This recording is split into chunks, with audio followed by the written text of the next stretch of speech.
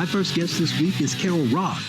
She is an entrepreneur, a New York Times bestselling author, and a television pundit.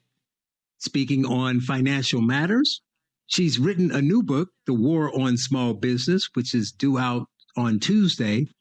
And I spoke to Carol about the book and about how the government's actions hurt small businesses either directly or indirectly through choosing winners and losers or giving priority to other groups. Here's the first segment of our interview. Carol, welcome to the show. Charles, always great to be with you. Well, I got the new book. I love it, The War on Small Business. And you open the book with a couple chapters kind of setting up what happened with the pandemic and how it was such a problem. Somebody had to do something about it. And you know who was going to ride in on the white horse? It was going to be the government fixing all of our problems. And as usual, good intentions have consequences. So talk about what they saw at the beginning of this and what they were seeking to do, even if we start off by assuming that they had good intentions.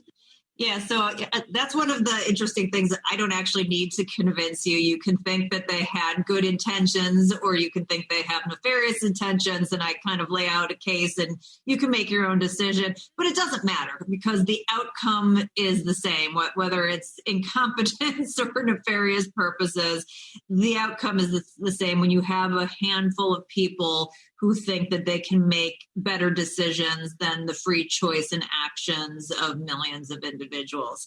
So, early on, COVID, as we're now hearing, obviously kind of showed up in China, at least in 2019, and there were some warnings about it. And the ball was dropped very early on in terms of really doing anything. If you remember, people were trying to go out and buy masks. And at that point in time, which some of you may not remember, you were told not to buy a mask, that was a bad thing, that could hurt you. The media ran cover, and I give some examples of that. We were sending our supplies to China. We kind of just said we're just going to go about our lives. And I will tell you, I actually had COVID in February of 2020, before this became like a thing that they reacted to. There were many of us that had it. I was diagnosed with bronchitis and then found out later that I had the antibodies. So it was clear because they didn't have any testing, because of course they didn't have the free market doing that. They wanted to control that and completely screwed that up, which I talk about as well. But then all of a sudden, one day, it was going to be a crisis. And it's very interesting, the sort of things that happened. The very first action that was taken was to support the stock market. Federal Reserve, emergency action. We've got to reduce interest rates. We got to take action here, which at the time scared the heck out of the stock market because they were sort of projecting all of this. There was also some inside information that leaked out. So some of the people in the know got out of their positions, of course, right before this happened, as always is the case. Some of those people in the government, by the way, let's make sure we know. Right, that. Exactly. Yeah, people were connected. It was a government, kind of administration and think tank, kind of thing. So then, we decided that we were going to have 15 days to slow the spread. Here we are 15 months later, 15 days to slow the spread. And so the states said, okay, well, we've got permission to do that. They took that and they ran with it. So they decided they were going to get everyone to pitch in for 15 days, guys, just 15 days, to flatten the curve and to slow the spread. That was it. That was the mandate. And the people who were going to do that were not those who were big or well connected. We're going to have the small guys do that because they don't give us any political contribution. So if you've got like a restaurant or a gym or a hair salon or a dry cleaner, whatever it is, those are the ones, these little guys, we'll just let them shut down. It'll look like we're doing something. And in 15 days, we'll figure this out. We'll come up with a plan. And that started this downward spiral that basically allowed for decisions to be made, not based on any data or science, but based on political connections. It enabled the largest wealth transfer in history, trillions and trillions of dollars from Main Street to Wall Street. It killed at least hundreds of thousands of small businesses, potentially millions, certainly maimed millions more. And at this point in time, we're still not recovered. We're still dealing with the long tail end of it. And then the worst part about it, Charles, is that these individuals were not appropriately compensated. So if you go back to the Constitution, if you go back to eminent domain, if you have property that you own and the government wants to take it for the public good, they are due to give you just compensation. That's the rule. It's laid out very specifically. So if you want to say, well, fine, we needed to do this, we needed for the public good, some random business, a hair salon needed to shut down, but the dog salon didn't for whatever reason you want to make up that makes sense, then you have to give just compensation for the public good. But that didn't happen either. The dollars were thrown out of a helicopter to everybody who's well connected, the Kennedy Center and colleges and all these people.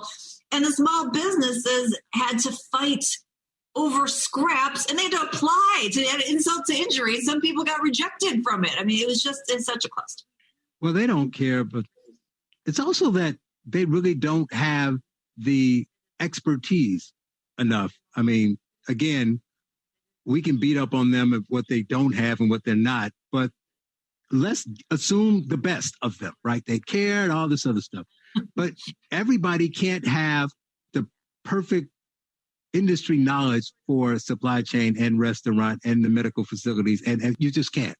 So if we assume that the pandemic was bad, government made it worse. There's no doubt about it. And let's talk about some of those ways that government made it worse.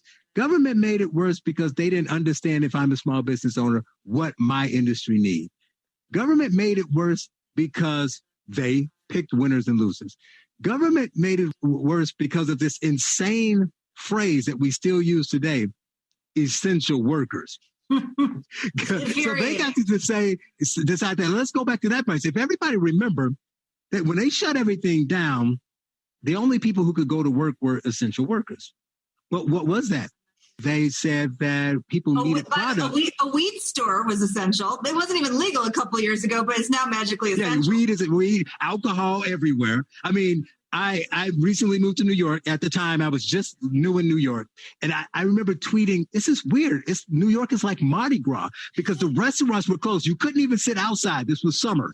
But you could walk down the street with open alcohol because the city council passed that. So alcohol was essential. Oh, also, you could sell certain goods, which, you and I may agree was essential. But they would shut down the small business that's selling it and let the big businesses sell it.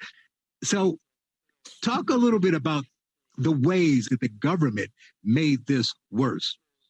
Yeah, and like you said, this is a systemic issue. This isn't a partisan issue. This isn't having my guy in charge, completely eliminates this. This is a systemic issue about central planning thinking that it can manage things better than the free market can, or that we're a bunch of idiots that wouldn't have taken control of our health or, whatever it is. Right. So you hit on some of those. I mean, they're really, if you go back to, if you believe in lockdowns, if you're the person who's you know what, screw freedom, health issue, I want lockdowns. We didn't have lockdowns. We had lockdowns for the little guys and a handful of people, which, was probably a third of the economy. But if you, like you said, if you had the weed store, if you had the liquor store, if you had the big box that sold baby clothes, you could still buy the baby clothes there, even though you couldn't buy it at the small guy who sold baby clothes. The Amazon warehouse was never closed.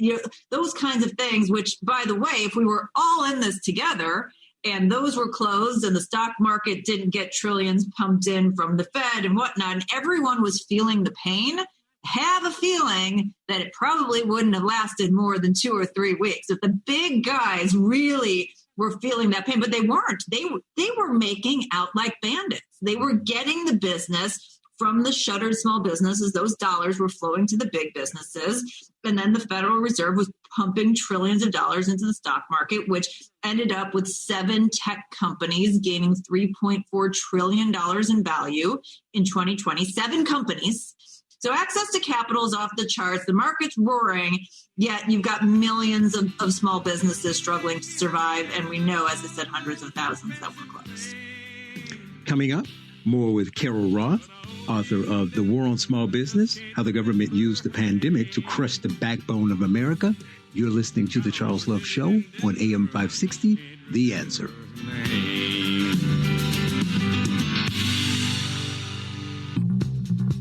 Now, more of The Charles Love Show on AM 560, The Answer, with your host, Charles Love.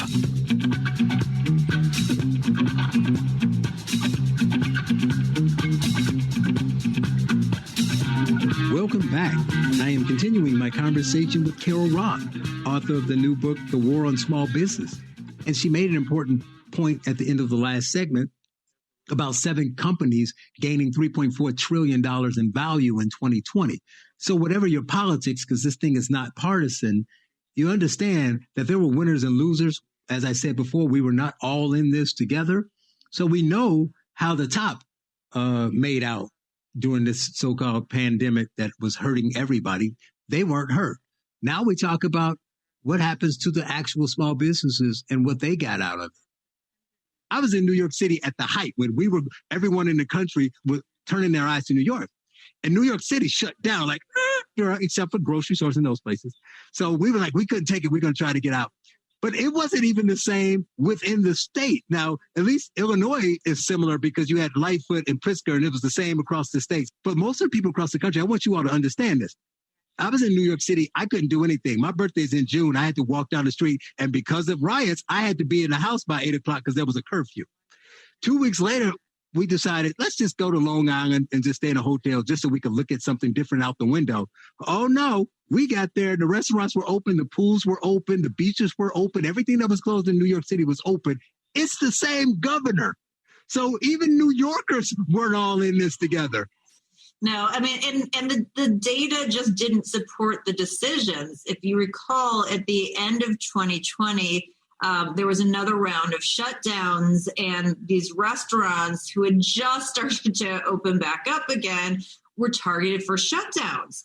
And if you looked at the state's own contact tracing systems, only 1.4% of all COVID cases were tied to restaurants. So if you looked at the data, that's not where people were even getting sick. So it's not like you could say, well, this is where we're seeing, huge issues. And so we're targeting that. No, that wasn't enough, but that's who ended up. And then, I mean, and we talked about this a little bit, some of these examples, but it was the menus that you had to serve a certain amount of food. And if you had chips, they had to have dips. And if you had the dips, you could stay open. But if you didn't have the dips, you had to close. So what's the science behind dips? Somebody please explain. I mean, I love a good dip. And so I'm pro dip.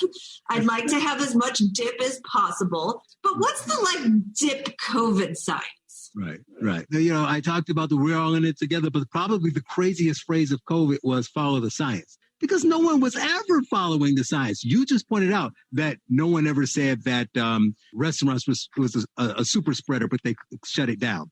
There was the science of masks, not the argument about whether you should wear masks and this, that, or the other, and how much of that. How about the fact that when you were outside by yourself on a lonely strip of land, you were supposed to wear 2 masks? How about that? I mean, what's the science that says that unless trees transmit COVID, what is the point? So here's the thing, though. If they would have left everything open and said you have to wear 2 masks and we'll leave everything open, it's okay, well then fine. I'll indulge your idiocy for a little bit here in the political theater for a hot minute.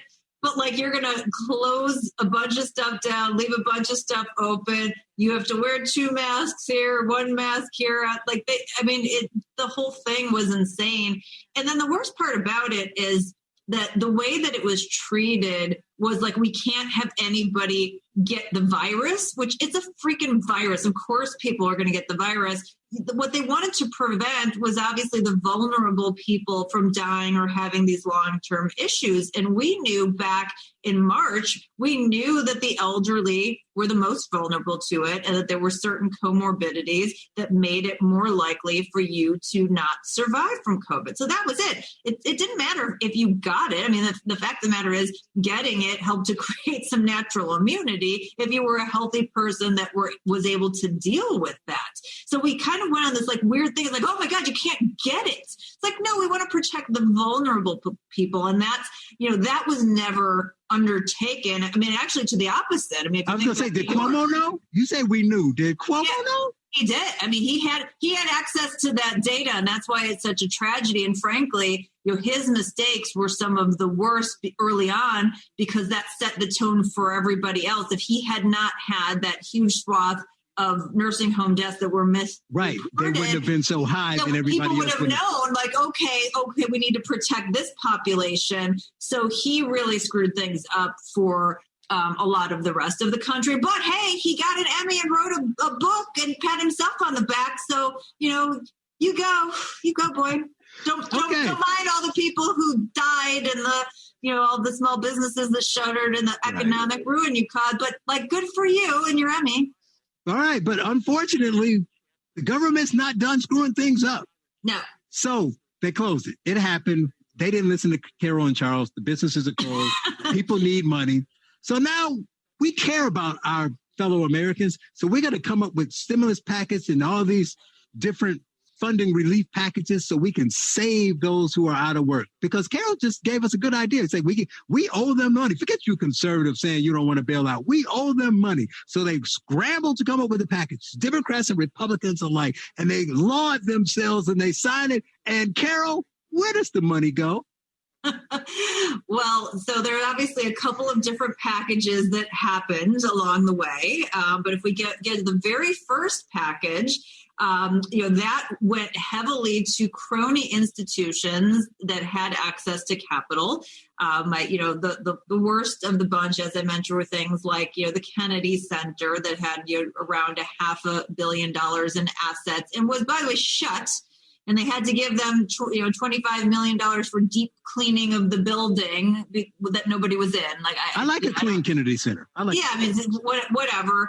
All of these colleges, many of which had multi-billion dollars endowments, and by the way, had been paid for the full year tuition, which, by the way, the government loaned to the students to give to them in large part. And didn't get a refund. That's shocking. No, they didn't get any partial refund. So we have to give them more money, which seems to make a lot of sense.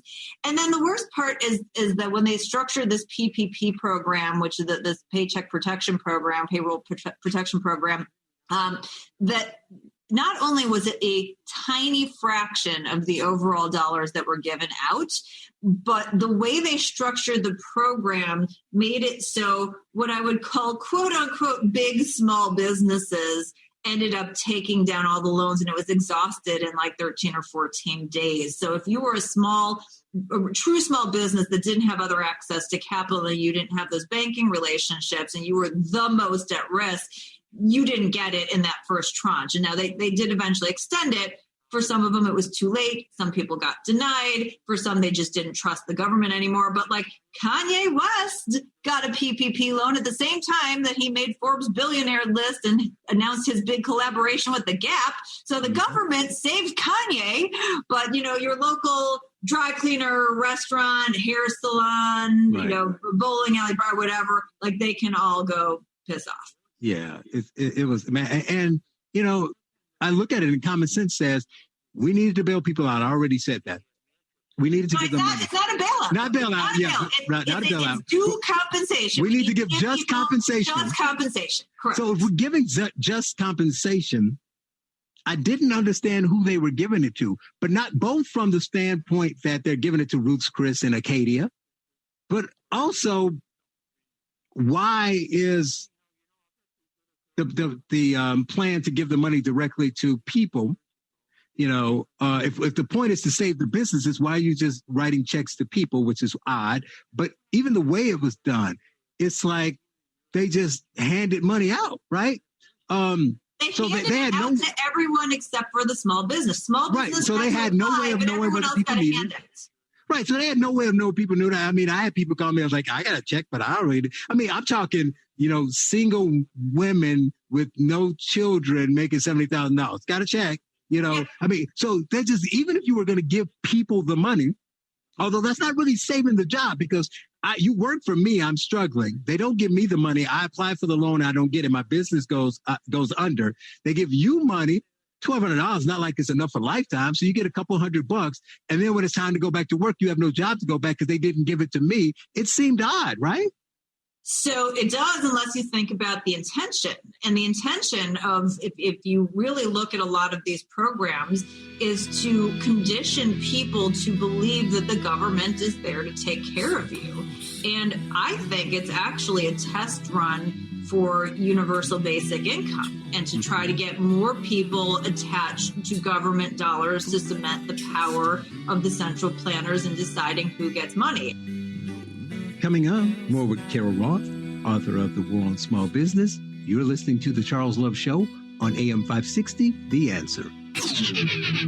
Now, more of The Charles Love Show on AM 560, The Answer, with your host, Charles Love.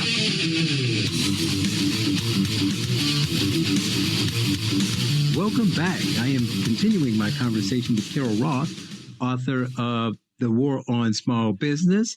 And Carol and I were talking about how the government spent the money and supposedly helped people. And we both agree that small businesses needed to be compensated, but that's not where the money went. The rich got richer. They gave some small amount of money to other people. And it didn't make sense. Some people who didn't need the money got money. So we think about how it should have been done. And Carol explains that anybody should have known the repercussions of what they did and thinks that maybe there was a nefarious reason for doing so.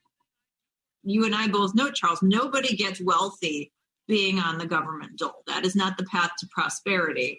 And so what they've done in terms of, instead of giving the money to the business to keep you on the payroll, by shifting it and saying, no, we're going to give it to you directly and we're going to make that job go away. Oh, and by the way, we're going to have an enhanced unemployment benefit. So not just the stuff that's been paid into on your behalf, but we're going to up the game so that when we do lift the restrictions, it's not going to be advantageous for you to go back and get the job, which now we've got 9.3 million jobs that nobody can fill because people were making so much money and the government was competing with these businesses for workers. Right. So the entire structure, like, you would have to be the biggest moron on the planet, like literally maybe like 3 years old. Like, I think a 5-year-old could figure it out, but 3 years old to not realize these consequences. So it really does read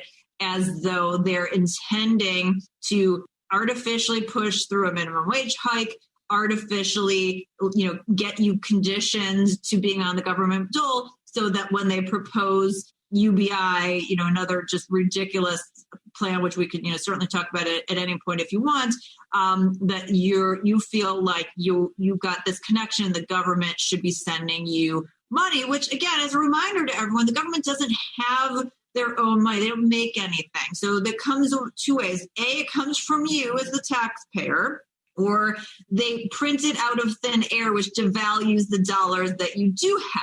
So either way, it's coming from you. They make maybe they make a few bucks at selling a keychain at Yellowstone Park or something, but that's not how most of these dollars come about. So it's not, whether it was the Donnie dollars or the Biden bucks, it happened under both of them. It's not their money. They didn't reach into their pocket and give it to you.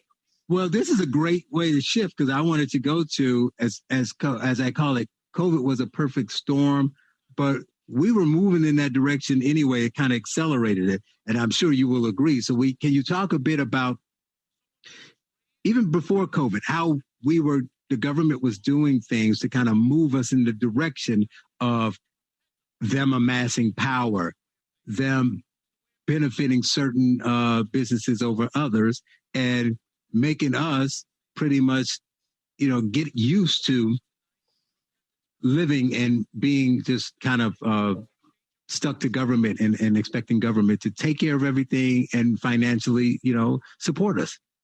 How much time do you have, Charles? Go back as far as you want, or, Yeah. I told you I wanted to have this conversation. Now you got 7 minutes, though.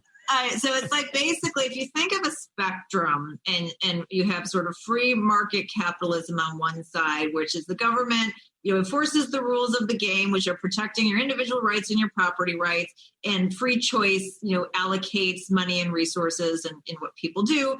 And on the other side, you have central planning, which is, and again, like people call it socialism or communism. Like I just call it central planning. I don't care what label you use, but basically the idea is you've got a handful of people making the decisions on all different kinds of effects on the economy. And there's a lot of force and there's a lot of coercion and there's control.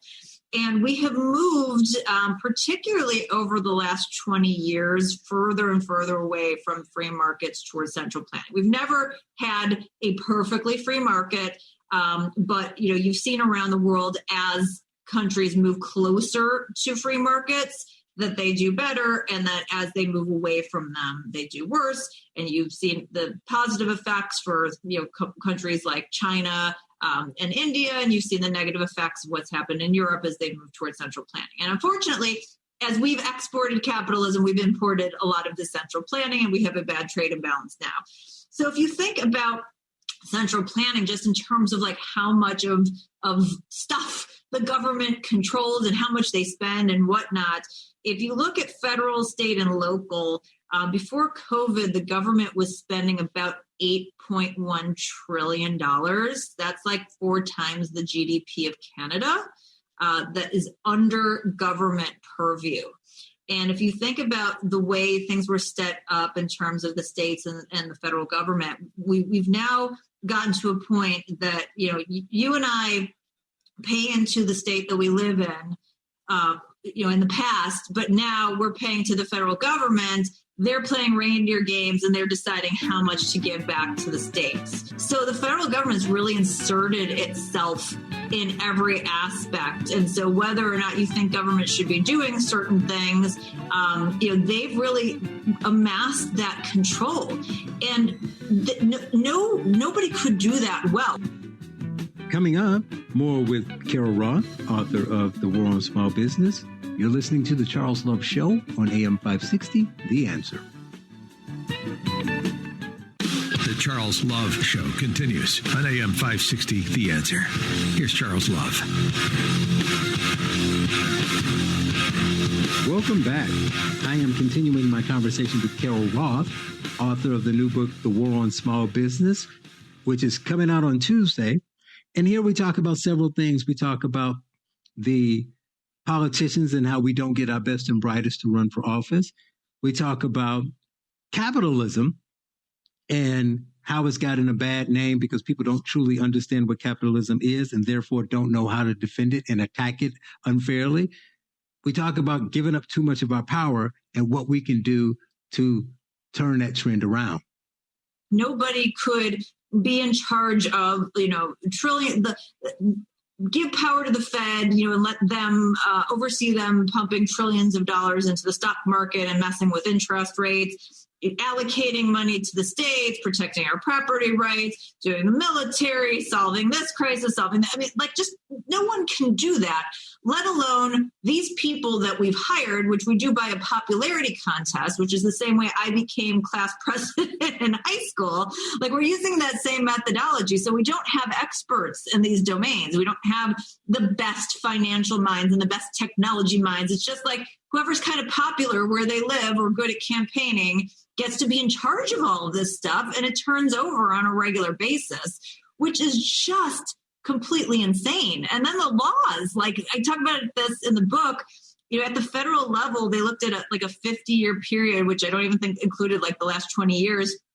And there were over 1 million laws that were put in place at the state level, another 20,000 or so at the federal level, and then 10 or 12,000 regulations in a free country where over time you would think that you would have almost none because we've covered it all at this point. We have a constitution that lays the ground rules. We don't need that many more laws. So we're supposed to have this free country. We've got all this going on, and then you've got like all the regulations going on at the state level. You've got the National Association of Home Builders came out with a study in May that said that government regulations add $94,000 to the average cost of a new home. And that doesn't even include all of the raises in property taxes that you're getting. We've seen what the government's done to education. Like, we're just watching this government inflation. They've got their hands in everything. They're not doing anything well. Mm-hmm. So, like, why are people even advocating for them to do more stuff? I don't know. You mentioned this in your book, and you kind of referenced it there, how we don't have the best people, both because they don't want to get in it now because it's a popularity contest and they'll get beat up and they get attacked on social media and the family gets attacked. So we don't, for whatever reason, we don't have the strongest people and our best and brightest doing that role. Yet we keep giving them more and more power, which is, you know, a recipe for disaster. But the book is about the war on small businesses. So you got all this stuff with COVID. We got to see what happens after that and how we recover. But however we recover from it, I don't know if we learned much from it, much good anyway. And what the government did learn is how much we're willing to let them just take power and not say anything. We got a crony capitalism problem. We have a problem with cronyism and people not understanding what capitalism, because you don't like to call it crony capitalism. So, see, I did read the book. Charles. So are we permanently weakening our country's economy and capitalism? And what are your thoughts on all this new, you know, stuff like woke government, you know, environmental, social, and governance stuff, and all these set-asides? Like, after you, I'm talking to an attorney for an Illinois farmer who's suing because he tried to get some help and they told him no because he was white. But, you know, here's the reality is it's up to everybody, right? So if you buy the book, if you support and buy things from small businesses instead of making it easy and doing a one-click at a big business online, I'm not going to mention any names. And if we start pushing back, I mean, here's what I don't understand. I don't understand where these kind of big lobbyists who spend all this money to get people into Congress, why don't they spend money, you know, for lawsuits challenging the constitutionality of things? Because it doesn't matter if you get a couple good people in there when you have a systemic issue. What you need to do is you need to challenge these things and say, you can't do this. Like, we're not going to let you do this because it's not constitutional and this isn't within your realm. And I also don't know why you don't get like some of these DeSantis's and people to do maybe even like a constitutional convention of the states and say, you've taken this power from us and that's not what you're supposed to do. We want it back. But it starts with the small business and it starts with decentralization. Because if you think about what is the kryptonite for central power, it's that decentralization and independence. And certainly on the financial side, you're hearing about crypto. On the corporate side, you're hearing about the gig economy, which again, all these things have challenges because nobody likes independence. And from an economic standpoint, it is small business. And so if you have that decentralization, it makes it much harder for this consolidation of power to happen. And so if I was a small business owner, I would definitely sue for my just compensation. And, you know, we've got to stand up. I know that people want to be left alone. And that's, you know, for us freedom-loving folks, we just don't want to deal with it. But it's part of the responsibility of keeping freedom, general freedom and economic freedom, is that like it doesn't, like if you don't keep standing up for it, you don't keep fighting for it, like it gets usurped by bad actors and people who want to consolidate power. And so it's really up to us. It's up to us. Are people going to care? Are they going to care about the backbone of the economy? Are they going to do what's required? Or are they going to say, well, you know, like we'll be fine. It's okay. It doesn't really matter. And then all of a sudden you'll have 10 businesses left and everyone will be on the government dole and we'll lose the best example of individual rights and economic freedom protection in the entire universe. And unfortunately, it's not like we're going to lose it to someone because there's no other good example out there. It just won't exist. Coming up, my final segment with Carol Roth, author of The War on Small Business. You're listening to The Charles Love Show on AM 560, The Answer.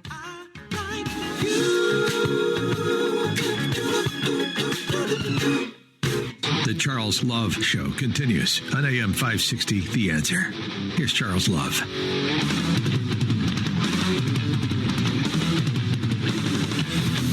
Welcome back. We've reached the final segment with Carol Roth, author of The War on Small Business.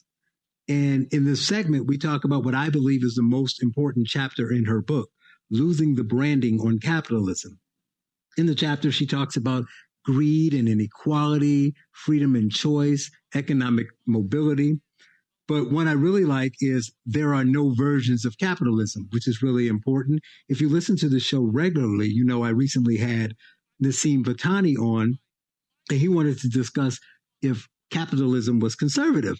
And what I believe a lot of the problem is, like she says, branding, is that people don't understand what capitalism is. And so they think that when you do things outside of free market, but it has something to do with the economy, they call it capitalism. But if the government is anything that impedes on the person with the product and the service and the person buying or using that service, coming up with a price they agree on and making a transaction, all the rest of that outside of that isn't free market and therefore not capitalism. So capitalism's problem is the misunderstanding of it. So if you hate the wealthy cheating, you don't hate capitalism, you hate cheating. So we discussed that and other problems with the branding of capitalism. I think I got time to squeeze this in there. I mean, because we talk about the importance and the wonderful things that capitalism brings, but it gets beat up because people twist words and change definition. You do a great job of talking about that. I like one analogy where you were talking about greed and everybody talks about greed and we hate the greed. And you use an analogy where you say, so Uber having surge pricing is greedy and unfair. They're taking advantage of whatever the weather or whatever's happening. But if they were to say it's really slow and we want to drum up business, so we're going to give you a discount. And if there were reverse surge problem, people wouldn't call themselves greedy for taking advantage by paying half price to ride in that Uber. Same thing with coupons and things of that nature. So yeah, I like how you phrase. The point is that you phrase it as you use great common sense analogies. So that's what I do. If you don't tell stories, people don't get it. To say, if you think this greedy is greedy, then what about the opposite? To understand that they have a warped sense of what capitalism is, and so they're beating up a straw man and not actually capitalism. Yeah, we've lost, as I said in the book, we've lost the branding on capitalism. People don't understand that its full name is Mr. Free Markets Capitalism. We just call him capitalism for short because it's a lot to say. But it's really about free markets. And it's really about freedom and choice. And by the way, it's not just about money. It's also having flexibility. And we're so spoiled in this country. We're in such a phenomenal place that we have the privilege of choosing what it is that we want to do to take care of ourselves. I mean, think about the greater majority of the rest of the world is just fighting to survive. They don't have the luxury of deciding, well, my passion is this or what. Like, no, they're just surviving. Like, we have that freedom of choice. So if you are not financially driven and you make a choice that is going to fulfill you, and God bless, you can do that under capitalism, but then you can't complain when you don't get the same outcome as the person who skips all of their, family functions, to focus just on making money. It's different objectives. And unfortunately, the people who are consolidating power like to play us off each other because, why, Charles? It keeps the heat off of them. Instead of us going, you need to pay more, we all need to stand shoulder to shoulder and go, no, you need to do less. You need to give us back the power. We're taking it back. She is Carol Roth, recovering investment banker, TV pundit and host, and New York Times bestselling author. Her most recent book, The War on Small Business, How the Government Used the Pandemic to Crush the Backbone of America. It's been great talking with you again, and it's important information. I hope you all buy the book, and thank you again for joining me. Thanks so much for having me, Charles. Really appreciate you and for giving a platform to small business advocacy, which is so critical.